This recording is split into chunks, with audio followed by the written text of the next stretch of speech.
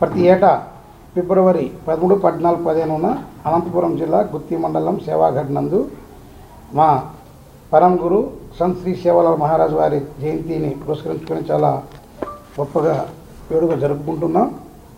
కాకపోతే ప్రతి ఏటా జరుపుకునే వేడుకలకి ప్రభుత్వం నుంచి వచ్చినటువంటి సహకారము ఆశించిన స్థాయిలో లేదనేది మా యొక్క బాధ. ఎందుకంటే జనవరి 5వ తారీఖునే ఒక గవర్నమెంట్ ఒక జీవో ఇవ్వటం జరిగింది. జీవో నెంబర్ 15 డేటెడ్ జనవరి 5th.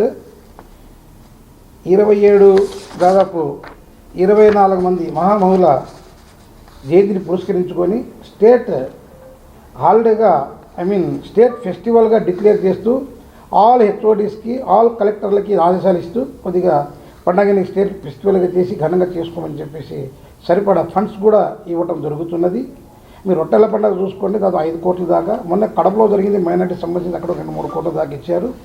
కానీ దినదినాభివృద్ధి చెందుతున్న సేవాఘడ్ మాత్రం ప్రపంచంలో ఉన్న బంజారాలకి ఆరాధ దైవం. అలాంటి ఆరాధ దైవం మన అనంతపురం జిల్లాలో ముందు గర్వపడాలి. కానీ లాస్ట్ ఇయర్ 50 లక్షలు ఇచ్చారు, చాలా సంతోషం.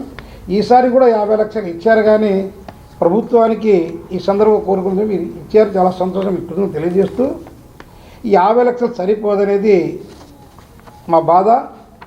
తెలంగాణ చూడండి, దాదాపు 2 కోట్ల దాకా ఇస్తున్నారు ఎవరి ఇయర్. ఈసారి సెంట్రల్ మినిస్టర్ గారు కూడా వస్తున్నారు కాబట్టి జోలరాం గారు, అలాగే ఇతర సీనియర్ ఆఫీసర్సు బీజేపీ నాయకులు కూడా వస్తున్నారు కాబట్టి గౌరవ ముఖ్యమంత్రి గారికి ఒకటే అడుగుతున్నాను, దయచేసి ఏ విధంగా అయితే మీరు వాల్మీకి జయంతిని అవ్వచ్చు, సర్దార్ సౌత్ లచ్చన్ గారి బర్త్డే యానివర్సరీ అవ్వచ్చు, ఆంధ్రకేసరి టంగుటూరి ప్రకాశం గారు అవ్వచ్చు, మరిచి వాల్మీకి మనం చేసుకున్నారు. అదేవిధంగా సెయింట్ కనకదాస్ గారి జయంతి. ఈ కనకదాస్ గారు ఏ విధంగా సెయింటో మా సేవాలాల్ మహారాజు కూడా మా బంజారాల జీవితాల మార్పు తీసుకురావడానికి అనేక ఊర్లకి టూర్ ఆల్ ఓవర్ ఇండియా తిరుగుతూ మా కొన్ని బోధనలతోటి మాలో మార్పు తీసుకొచ్చారు, మాలో చైతన్యం తీసుకొచ్చారు. అలాంటి మహానుభావుని యొక్క జన్మదినోత్సవం మీరు లోకల్ ఫెస్టివల్గా చేయటం కొద్దిగా బాధాకరమైన విషయం. కాబట్టి 24 మంది ఏ విధంగా ఇచ్చారో మమ్మల్ని కూడా 25 చేసి స్టేట్ ఫెస్టివల్గా చేసి ఫండ్స్ కూడా కొద్ది 50 లక్షల నుంచి 1 కోటి రూపాయలకి ఎన్నాన్ చేయాలని, అంతకంటే ఎక్కువ ప్రతి జిల్లాలో జరుపుకునేటట్టు చేయాలని. ఎక్కడైతే మ్యాక్సిమం 25-26 జిల్లాలో ఉన్న మా బంజారాలు వాళ్ళు ప్రతి ఒక్కరు ఘనంగా జరుపుకున్నట్టు మీ హయాంలోనే 2017లో ప్రతి జిల్లాకి దాదాపు 1-2 లక్షల రూపాయలు ఇచ్చి ఘనంగా జరుపుకుంటూ చేశారు, చాలా సంతోషం. ఈసారి కూడా మీరు ప్రతి జిల్లాలో కూడా సేవాలాల్ మహారాజ్ జయంతి జరుపుకునేందుకు మినిమం 5 లక్షలు ఇవ్వాలని. అదేవిధంగా హోలీ పండుగ, బంజారాలకి హోలీ పండుగ జరుపుకునే ఒక సంప్రదాయం ఉన్నది. సంప్రదాయంలో భాగంగా మీకు తెలుసది ఈరోజు నిన్ననే స్టార్ట్ అయ్యారని చెప్పేసి మాకు వార్తలు వస్తున్నాయి. మార్చి 3వ తారీఖున కనుక హోలీ అయితే అది పండగ జరుపుకోవడానికి జనరల్గా ఇంత మునుపు వాళ్ళ ఊర్లలోనే వాళ్ళకి తెలిసిన వాళ్ళతో తీసుకునేవారు. ఇప్పుడు మాత్రం ఆచారాల పేరుతో రోడ్డు మీద వచ్చేసి మా యొక్క జాతి పరువును తీస్తున్నారు. కారణం ఏంటంటే దయచేసి వాళ్ళు అలా రావడానికి కారణం ప్రభుత్వం వారు ఆలోచించాలి. పేదరికం అని చెప్పేసి గంటాపదంగా చెప్పగలను. చాలామంది పేదలకి బతుకు తెరువు కోసము కేరళను, హైదరాబాదు, బాంబే, కర్ణాటక వెళ్ళి బతుకుతున్నారు. కానీ హోలీ పండుగనే వచ్చినప్పుడు ఇక్కడే చేసుకొని బతుకచ్చని ఉద్దేశంతో సంప్రదాయంలో భాగంగా మ్యాక్సిమం ఊర్లలో టౌన్లకు వచ్చేసి కొంచెం ఇబ్బంది పడుతున్నారు పబ్లిక్కి. అది మా జాతికి అవమానకరంగా ఉంది కాబట్టి ప్రభుత్వం దీనికి ఆలోచించి దానికి ఆపాలని. ఏదో నోట్ల మాటతో చెప్తే ఆపని. నేను కూడా చాలా ట్రై చేశాను. ఆల్ ఇండియా బంజారా సంఘం అన్ని జిల్లా బాడీలకి అన్ని శ్రేణులకి నేను కూడా ఆదేశాలు ఇవ్వడం జరిగింది. చాలా ప్రయత్నం చేశారు. మేము బంద్ చేస్తాము, మాకు పండగ చేసుకుని డబ్బులు మీరు ఇస్తారు డైరెక్ట్ క్వశ్చన్ చేయటం.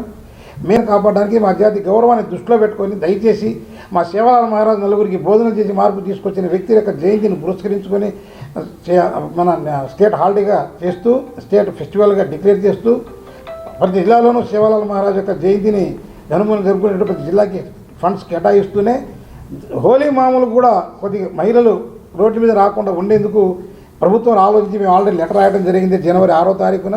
అది ఎక్కడ ఉన్నదో తెలియదు. అపాయింట్మెంట్ అడిగాం, అపాయింట్మెంట్ కూడా దిక్కు లేదు. ఎందుకు అపాయింట్మెంట్ అడుగుతున్నాం కొద్దిగా పెద్దలు ఆలోచించాలి. గౌరవ ముఖ్యమంత్రి వర్యులు కావచ్చు, ఉప ముఖ్యమంత్రులు అవ్వచ్చు. మా వాణిమాన్ని వినిపించడానికి ఎవరు లేరు బంజారాల తరఫున. మీకు తెలుసు మైదాన ప్రాంతంలో గిరిజన ఎమ్మెల్యే కూడా, ఎంపీకి కూడా, ఎమ్మెల్సీ కూడా లేరు. కారణం ఏంటంటే ఇంకా క్యాలిక్యులేషన్ చేసేటప్పుడు అసెంబ్లీ సంఖ్య ఏదైతే పాపులేషన్ ఉన్నదో డిస్టిక్ని యూనిట్ చేసుకొని చేయబట్టి ఎస్సీస్కి ప్రతి జిల్లాలోనూ ఒక ఎమ్మెల్యేనో ఎంపీనో ఉన్నారు. అదే ఎస్టీలకు మాత్రం స్టేట్ని యూనిట్ చేసుకొని చేయబట్టి ఇక్కడ ఉండే పాపులేషన్ కూడా ఏజెన్సీకి క్యాల్కులేట్ చేయబట్టి అక్కడ 7 ఎమ్మెల్యేలు ఎంపీలు అవ్వారు. అది సరిపోదని చెప్పేసి ఎస్టీ కమిషన్ కూడా అన్యాయం జరిగింది. మా బంజారాలకి టీటీడీ మెంబర్లు కూడా అన్యాయం జరిగింది. ఇది ఏదో చేస్తున్నామని చెప్పి దయచేసి మీరు ఏదో పార్టీ పరంగా మాట్లాడుతున్నారు అనుకోకండి. మేము ఏ పార్టీ కాదు కాబట్టి తెలుసుకోండి. మీరు మీ ఇంటెలిజెన్స్ రిపోర్ట్స్ మీ దగ్గర ఉంటాయి. ఆ పార్టీ కూడా అడుగుతున్నారు, ఈ పార్టీ అనుకుంటున్నారు, మీరేమో ఆ పార్టీ అనుకుంటారు. ఇరువైపులో మేము కొద్దిగా నలిగిపోతున్నాం కాబట్టి పార్టీ పరంగా కొద్దిగా చాలా ఇబ్బంది అవుతుంది. మేము ఏ పార్టీలకు అనుకూలంగా కాకుండానే మాకు పనిచేసే వాళ్ళనే కొద్దిగా మేము సపోర్ట్ చేయాలని ఆలోచనతో రాజకీయాలకు అతీతంగా పార్టీలకు అతీతంగా ఒక బలమైన సంఘం ఏర్పడాలనే ఉద్దేశంతో మా పూజ్యులు గౌరవనీయులు కీర్తిశేషులు పూజారి రంజిత్ నాయక్ గారు 1997లో స్థాపించారు ఆల్ ఇండియా బంజారా సేవా సంఘ్. ఆ ప్లాట్ఫామ్ మీద మా ప్రజలు ఎదుర్కొంటున్న సమస్యల మీద మీ దృష్టికి తీసుకొస్తున్నాం. అందులోనే ఈరోజు వచ్చినటువంటి జీవో చూశాను, నేను 50 లక్షలు ఇచ్చారు, సంతోషంగానే అది సరిపోదని చెప్పేసి ప్రభుత్వ మన గౌరవ ముఖ్యమంత్రుల దృష్టికి తీసుకొస్తూ అది ఎన్నాన్ని చేసి దయచేసి మమ్మల్ని అర్థం చేసుకోవాలని. మేము కూడా మనుషులమే, మేము కూడా మీకు ఓట్లు వేసిన వాళ్ళమే. అంతేగాని దయచేసి వీళ్ళు ఎంత ఉండాలి సంఖ్య అని చెప్పేసి అనుకోకండి. మా సంఖ్య మాకు ఉన్నది, ఉన్నవాటికి ఉన్నది.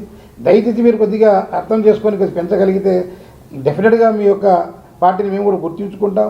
లేని పక్షంలో ఆ పార్టీ ఏ విధంగా ఆలోచిస్తున్నాం మీ పార్టీకి అదే ఆలోచిస్తే మా జనాలకు తీసుకెళ్ళేసి ప్రభుత్వానికి మీకు తెలుసు మీ మెంబర్లకి మీరు పని చేసినప్పుడు మా పార్టీ మా మెంబర్లకు పనిచేసే వాళ్ళకి ఓట్లు ఏమంటాం తప్పే లేదు. ఎందుకంటే మినిమం ఇది ఇయర్లీ ఒకసారి వస్తుంది. 24 మంది లిస్టులో శివలాల్ మహారాజుని కూడా ఇంక్లూడ్ చేయమని లెటర్ రాశాం. ఆ లెటర్లు ఎందుకు రాసినప్పుడు చూడాలా. ఒక ఎమ్మెల్యేలో ఎంపీని ఇస్తేనే చూస్తామంటే ఎంపీలు కూడా ప్రస్తావించడం జరిగింది. ఎంపీని కూడా కలవబోతున్నాము. దయచేసి ముఖ్యమంత్రి కొద్దిగా వేరే విధంగా అనుకోకుండా మేము ఏదో కొద్దిగా వార్నింగ్ ఇవ్వాలని కాదు, ఇది మా వాణి వినిపించగలుగుతున్నాం. మేము చేయలేదనుకో మీ దృష్టికి తీసుకురారు. కాబట్టి ఒక ఆల్ ఇండియా బంజారా సేవా సంఘం చాలా బలమైన సంఘము, పార్టీలకు అతీతంగా రాజకీయ సంఘము. ఎవరికైతే పట్టి చేస్తున్నారో వాళ్ళకు కొద్దిగా గుర్తించి మేము డెఫినెట్గా సహకరించడానికి మా బంజారాలు రెడీగా ఉన్నారు. కాకపోతే మనం వాడుకుంటున్నారు కాబట్టి అర్థం చేసుకొని మా అనుభవాలు అయితే ఉన్నాయి దెబ్బతినకుండా కొద్దిగా గుర్తించి మేము చెప్పిన డిమాండ్ని కొద్దిగా అర్థం చేసుకొని ఇంకా కొన్ని డిమాండ్స్ ఉన్నాయి. ఇది టైం కాదు, మీకు వచ్చి కలుసుకుంటాం. అపాయింట్మెంట్ కూడా ఫిక్స్ చేస్తే డెఫినెట్గా మా సమస్యలు చెప్పుకొని మా ప్రజలకి చేరువలో ఉంటామని చెప్పేసి వాళ్ళ సమస్యలు పరిష్కారం చేయడానికి మీరు కూడా కొద్దిగా ప్రయత్నం చేస్తే బాగుంటుందని చెప్పేసి కోరుకుంటూ రిక్వెస్ట్ చేసుకుంటున్నాను. Thank you. All India Banjara సేవా సంఘ్ రాష్ట్ర యువజన ప్రధాన కార్యదర్శిని మాట్లాడుతున్నాను. మా సంఘ్ సేవల మా జయంతి 13, 14, 15వ తేదీ ప్రతి సంవత్సరం జరుపుకుంటున్నాము. ఈ జయంతి పురస్కరించుకొని 4 దేశాల నుంచి రాష్ట్రాల నుంచి అనేక మంది వస్తారు. వాళ్ళకి వచ్చినప్పుడు వాళ్ళ సౌకర్యాలను చూసుకోవడానికి ప్రభుత్వము కేటాయించిన సొమ్ము సరిపోతుంది. కావున మాకు కొంచెం అమౌంట్ కేటాయించాల్సిందిగా కోరుచున్నాము. అలాగే దీన్ని లోకల్ హాలిడేగా డిక్లేర్ చేశారు. లోకల్ హాలిడే కాకుండా రాష్ట్ర హాలిడేగా డిక్లేర్ చేయాలని కోరుకుంటున్నాం. బి శ్రీనివాస్ నాయక్.